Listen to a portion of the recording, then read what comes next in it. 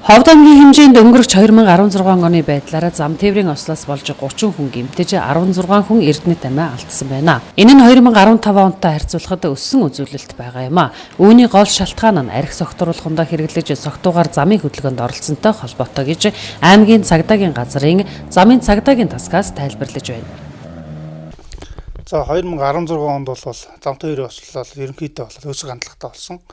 15 оны байдлаар 13 хүн нас орж ирсэн бол энэ оны байдлаар 16 хүн зам тээврийн ослоос болж нас орсон. Гэмтсэн хүний хувьд бол урд 15 онд 18 хүн 20 хүн одоо зам тээврийн ослоос гэмтэж байсан бол энэ онд бол 30 хүн зам тээврийн ослоос бол гэмтсэн юм үзүүлэлттэй байна. Согтуугаар тээврийн хэрэгжилж жолоодох, бүрэн бус тээврийн хэрэгжилж жолоодох, тээврийн хэрэгслийн хордыг зам орчны байдалд тохируулж байгаагүй улмаас бол их хвчлэн зам тээврийн ослоод гарч байгаа.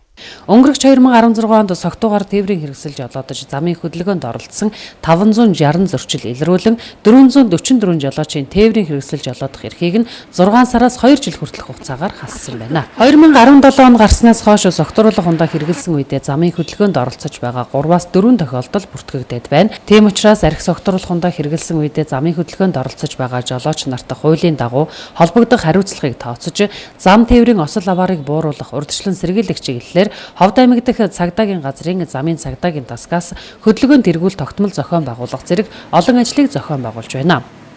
За манай тасаг нь бол өдөрт бол 14 цагдаа 6 өвчөр бол хөдөлгөөний аюулгүй байдлыг хангуулах чиглэлээр өдөр болгон хяналтын яг өдөр гарч байгаа цэг бол 6 цаг дээр ингээд үүрэг гүйцэтгэж ажилладаг. Хоногийн хугацаанд бол согтуугаар тээврийн хэрэгсэл жолоодох бол зөрчил бол тасрахгүй байна. Тиймээс эрхэм жолооч та бүхэн замын хөдөлгөөнд оролцохдоо сонор сэрэмжээ дээшлүүлж машиныхаа бүрэн бүтэн байдлыг ханган хамгийн гол нь архи согтууруулах ундаа хэрэгэлсэн үедээ автомашин жолоодож замын хөдөлгөөнд оролцохгүй байх хэрэгтэйг ямагт санах нь чухал юм а.